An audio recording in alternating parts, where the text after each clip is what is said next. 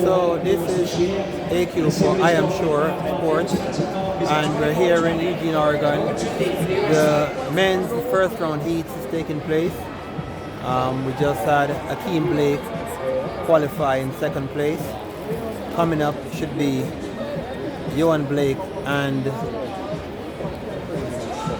the young man Seville.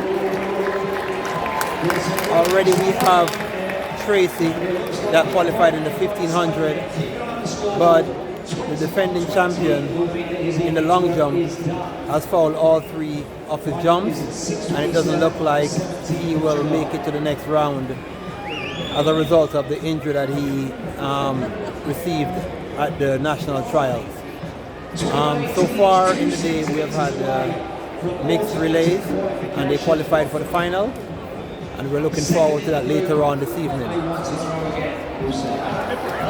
Here we have the 100 meters still running, and next up I think should be